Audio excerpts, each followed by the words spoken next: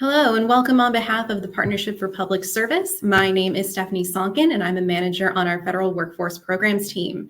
Thank you for joining us to learn all about the Federal Advisor Certificate Program created by our team for the Call to Serve Network, the only network that collaborates with over 1,800 higher education professionals and federal agencies to bring young talent into public service. Later, we'll be joined by a few of our summer 2024 FAC facilitators, so you can hear more about the program directly from partnership staff.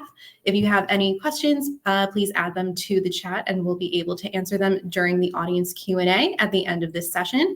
But first, I'd like to begin briefly with why it's important to know about federal hiring and public service. This certificate program enables participants to become experts in federal hiring and support aspiring public servants. The partnership believes in a strong federal government, and that means a strong federal democracy. One of the ways that we live up to this mission is through the Call to Serve Network, a network for the higher education community designed to provide resources and training to help us recruit bright and diverse talent to the federal government. But why is this important? It's critical we inspire the next generation to go into federal service, as less than 7% are under the age of 30. The federal government is also the largest employer in the country, and the government does important work that impacts real people. So that's why we created the Federal Advisor Certificate Program in 2023, and we're now offering it again for the summer 2024 term. For a brief overview of the content, this slide notes just a sneak peek of what the material will cover, including a thorough guide on how to navigate USA jobs, how to guide students through the federal resume writing process, and endless resources, including our Go Government Career Guides and over 36 custom videos created for this program, presented through a higher ed lens. So enrollment for our summer 2024 cohort is now open. The program will run from June 17th to August 2nd in a 7-week asynchronous format on Moodle. More information about enrollment will be detailed at the end of this session. So before we bring our facilitators on camera, I will briefly introduce my colleagues before they provide you with a more thorough introduction. So from the Federal Workforce team, we will have Katie Hogan, our director, Danica Harutian, a senior manager, and from the communications team, Barry Goldberg, a senior writer and editor. So with that, we can bring the slides down and bring my colleagues on camera.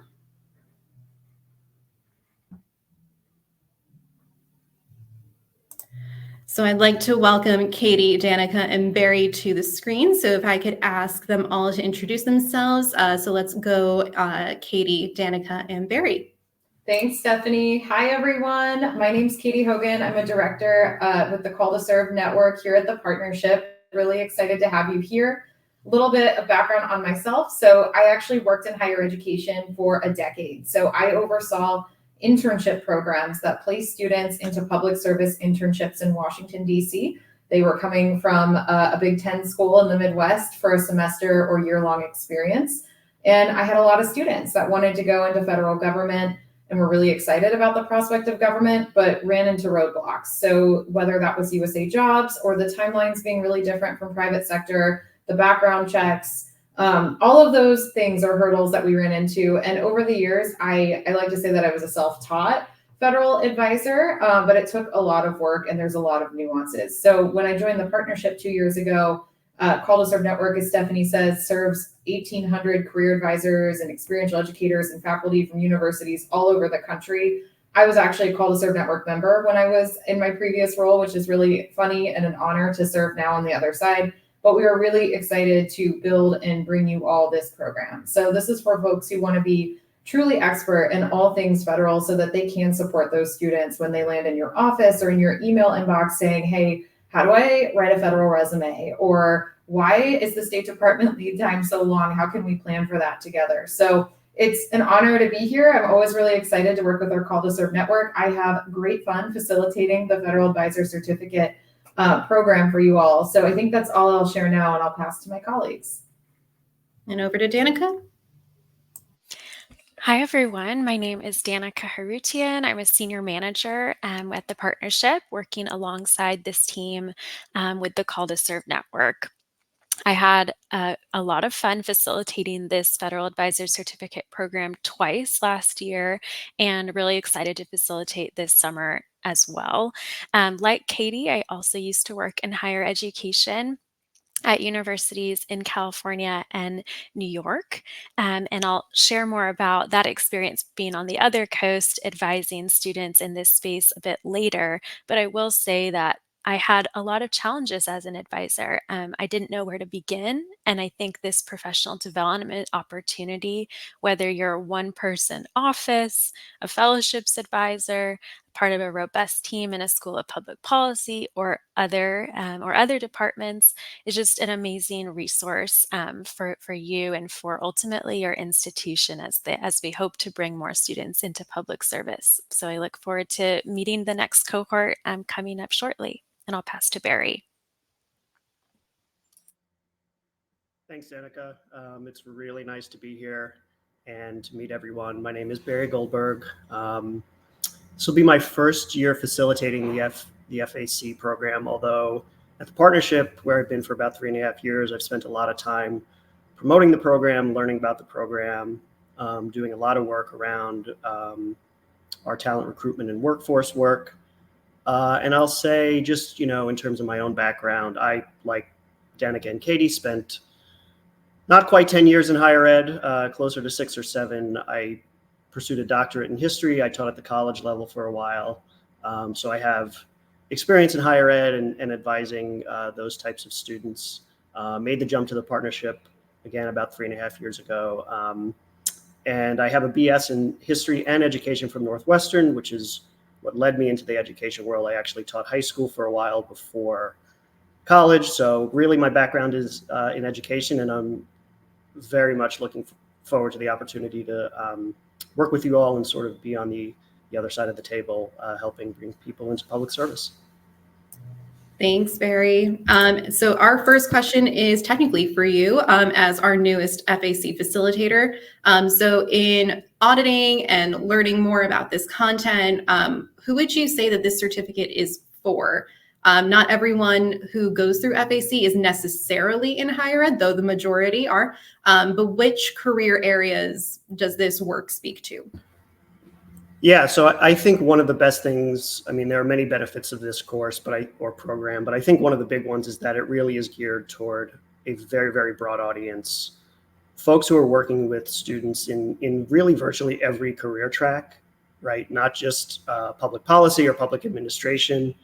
And that's really because the government is just a massive organization of 2 million people, and it's really one of the only organizations that employs people working in virtually every career field, right? So the arts, social sciences, STEM, tech, health, medicine, public policy. So it's really geared for anyone working with students in any of those fields. The program itself, as Stephanie mentioned, does a lot on deep diving into those fields and showing folks what exactly is entailed to get a job in those fields, where those jobs are located, what agencies employ those folks, and really how to get in the front door in all of those fields. And I would say also one of the big perks here is that the partnership itself runs pretty much the premier awards program for federal employees who are doing great work in all of these fields. So you, as a participant in the program, would have access to our repository of actual federal employees who are actually working in government across all of those fields. That would make for, potential guest speakers, folks you can invite to campus, any way you can, I think, give students a really firsthand view of what life is like in government. We have access to that network and can help connect your students right away to a federal network that we also have access to, and share some pretty good stories about what it's like to work in government and dispel, I think, some of the negative myths about what it means to work there. So that's a long answer to a short question. The short answer is it's really geared for folks working with students across a really wide variety of fields. Thanks, Barry. And as we're talking about the breadth of the population that we can reach, especially students in higher education folks, I do want to pass it over to Katie. So Katie has been with the Call to Serve Network for a while now, but was most recently involved in the revamp and the relaunch back in 2022. So could you, Katie, talk a little bit more about how the Federal Advisor Certificate Program came about as part of that revamp and relaunch? Yeah. So I talked about my background in higher education and how long it was there, and how I joked that I was a self-taught federal advisor because this program sadly did not exist, although I found the Call to Serve network and Go Government resources really helpful. But so when I got here to the partnership, I really wanted to design and deliver a program that would have helped old me and all of my wonderful colleagues that support students into public service careers. I wanted to make public service careers more accessible for students, and we see the career advisors and experiential educators and faculty, all the wonderful folks in our Call to Serve network, as our force multipliers, as the folks who are really pivotal in helping students through those career advising questions. So we wanted to develop a program with all of that in mind. So our team worked really hard to build and develop this program. It took us about a year to build all the content, bring in all the speakers, deliver the first cohort. And I do want to say we are really proud of the program that we put together, because again, it's built by higher education people for higher education people. And we've taken feedback from our first year really seriously. So we know that the federal hiring system is complex, and so that requires a ton of content to explain it. For every rule that we share about federal hiring or best practice, there's almost always a caveat, just because it is so vast and complex and nuanced. So we have not scaled back the content, but we have made quite a bit of it optional or encouraged. So I want to make that clear. There's still as vast of resources for how to navigate every federal hiring situation that your students may not or may ask about. But we have tried to make it so that you are able to sift through and pull the pieces that are most relevant to you and in your advising context. We also try really hard to communicate the number of hours that it'll take a week. And we want to thank our first year's participants for their grace, and want to assure you that we are always on a learning journey, and we always take feedback really seriously. So we've worked to make the program content more manageable while still giving you access to a wide range and the most comprehensive amount of information related to federal hiring. Thanks, Katie. And then I do want to pass it back to Danica and talk about the experience of enrolling in FAC when you're not based in Washington, D.C. As we know, 85% of federal jobs are not in the D.C. area. So Danica, for those not living in this D.C. area, including yourself, since you're based in California, how could enrolling in FAC still benefit advisors and students throughout the country? Yeah, thank you. So I mentioned that I used to work in higher education at universities in California and New York. I'm currently based in Los Angeles on behalf of the partnership, and a lot of my professional experience is in experiential education. And as Stephanie said, we do know that 85% of the federal workforce is outside of the DC area. And so if you are a higher ed professional in another state, know that this opportunity, I would say arguably, speaking from my own experience, is almost, the breadth of knowledge that you can gain on your own pace in an asynchronous program while physically being at your current workplace and serving your institution is really valuable knowledge. So when I was a student, I was genuinely supported by a fellowships advisor and just meaningful people in my life that led to my career in higher education. And those were, a faculty advisor, a fellowships advisor, someone at the career services office that helped me with a mock interview.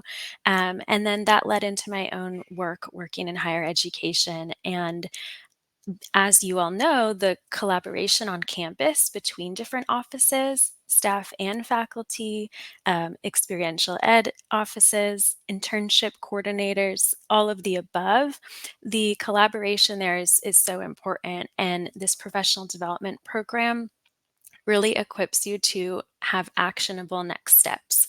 So I think, especially when you're farther away from DC, this program and the end assignment, which is a campus plan for federal advising, really gives you next steps for you and your campus on how you can improve processes.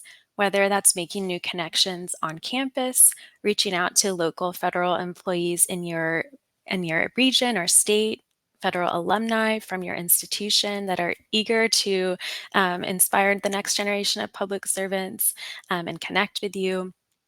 I think compared to other professional development opportunities that I took advantage of from in higher education, such as conferences and other opportunities, this one has an actionable next step. So when I was sitting in Southern California and advising students for their DC internship program, 3 cycles a year, I was so overwhelmed. And I think this program would give long lasting, not just temporary fixes to an advisor in another state as well. And if you're looking for one place to start, we do have a public resource that is featured as well in our certificate program. The certificate goes in deeply on all of the areas that you can look for federal opportunities, internships, and full-time jobs for your students. But our team created the Federal Internship Finder, which will be shared in the chat. And it's meant to be a one-stop shop for opportunities for your students. And you can filter also by location, type of opportunity, agency, career area, and more. And I think if you are planning ahead for the next semester and looking for one place to recommend, that's something that we dive even deeper into this certificate. Awesome. Thank you, Danica. And I think the resource that you were referring to was our Federal Internship Finder. I think we'll have more information in the chat if you are interested in looking that up as well. So having been FAC facilitators, and I'm speaking directly to Katie and Danica since the program launched in 2023, I was wondering if you could share with the audience any feedback from FAC alumni that would be most helpful to this audience. Have any alumni of the program put the knowledge learned in the program into practice? I know we put a very high premium on making sure that any knowledge learned in this certificate program is practically applied on campuses. Yeah, I can share one. So we were fortunate. We had a participant invite us to join her to present at a conference because she felt that the program was so impactful for her. And she comes from Arkansas. So again, to Danica's points that this is absolutely not just an opportunity for folks that are in the nation's capital. And again, 85% of federal jobs are outside of the DC area. She also, through her knowledge gained through the program, stood up a workforce recruitment program on her campus. And in case you're not familiar, the workforce recruitment program is a program for individuals with disabilities to access internship and entry-level opportunities in government. And it's interesting, the model is built so that the university has to be a member, a workforce recruitment school. So a student can't just go in necessarily and apply. They have to attend a WRP partner school.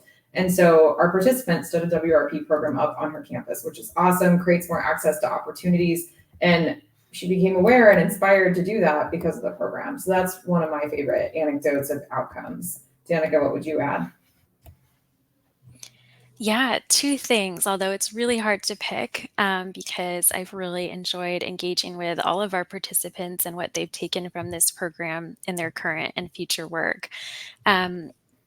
One thing, as a women's college alum myself, we were able to visit Wellesley campus at Wellesley College in the fall on campus, and that's because she participated in a career advisor participated in our first cohort of the Federal Advisor Certificate, and then invited us to campus to reach even more students. So our team visits universities every fall on our public service roadshow, meant to share about government careers with students and campus advisors. And so those connections have continued beyond this Federal Advisor Certificate program. And I think that's really exciting because we're engaging asynchronously through this program. And then our team continues to engage with the Call to Serve network in person and virtually throughout the year. And then another highlight is recent. So we had 3 participants from the University of Washington participate in our fall cohort last year. And then we had an opportunity to bring some of our alumni and higher education leaders to meet with federal hiring leaders and federal human capital professionals at a conference hosted by the partnership in the office. Just earlier this month. And so one of our participants from the University of Washington was excited to share that before completing the certificate program, compared to before and after, their on-campus career fair almost doubled the amount of federal agency participants that could come and recruit on campus. So we really do see ourselves as a bridge to connect you all with federal opportunities, and we're excited for more of that in the future. Thanks, Danica. Really looking forward to seeing who's in our summer cohort this year, and hoping that they also experience or have such a wonderful experience that they practice what we preach during our certificate program. So for now, I'd like to thank our facilitators for speaking on this panel. They will rejoin us in the time remaining for an audience Q&A. So if you haven't put in any questions in the chat or the comments on LinkedIn, please do, and we will get to them at the end of this session. But for now, they can go off camera, and then we will proceed with some additional information about the program. All right, so since launching in 2023, the FAC program has hosted 289 participants across 3 cohorts, encompassing 129 colleges and universities, of which 20% are minority-serving institutions, with a total of 35 states represented. And from our exit surveys, 96% of participants agree or strongly agree that they are comfortable explaining the benefits of a federal government career to students. And another 91% of participants agree or strongly agree that after taking the course, they are better equipped to advise students through the federal hiring process. So the big question, enrollment and pricing, how can you sign up? So head to our website at the link in the chat to learn more. But as shown on this slide, you can join our free network of newsletter resources anytime by opting in on our website. That's the Tier 1 Call to Serve Network membership. So to enroll in the Federal Advisor Certificate, you will need to enroll at either the Tier 2 or Tier 3 levels. Tier 2 is $500 and allows enrollment in the certificate program for 1 person. At that tier, you have the option to add up to 1 more colleague at a slightly discounted rate of $450. So the option would be $950 for 2 enrollments. So for Tier 3, it's a great option if you want to enroll more of your team together. It starts at enrollment for 3 people at $1,400 with the option to add up to 2 more colleagues for $400 each. So this would increase the price up to $2,200. All right, and I think we can proceed to Q&A if we have any questions in the chat.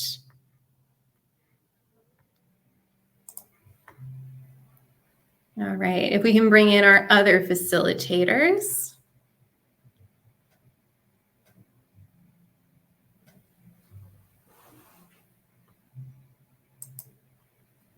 So we have one question in the chat. I'm based in LA and interested in starting a pilot partnership. So Katie and Danica, I will turn that question over to you, just being Director and Senior Manager of the Call to Serve Network. Yeah, thanks for the question and thanks for being here. Awesome that you're based in California. We've had a number of folks participate.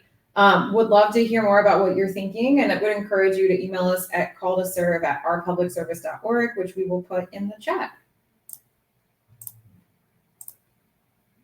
All right, I'm not seeing any other questions come through, but if they do, like Katie said, please send us an email at calltoserve@ourpublicservice.org. We are always happy to chat with you and provide you with more information and resources. But with that, this concludes our very brief LinkedIn Live event. So again, please get in touch by connecting with us on LinkedIn through the Partnership for Public Services page or using that Call to Serve email address. Thank you again to our facilitators, Katie, Danica, and Barry, for their time. And thank you so much for joining us today. We really hope to see you in our summer cohort of the Federal Advising Certificate Program. Thank you and have a great rest of your day.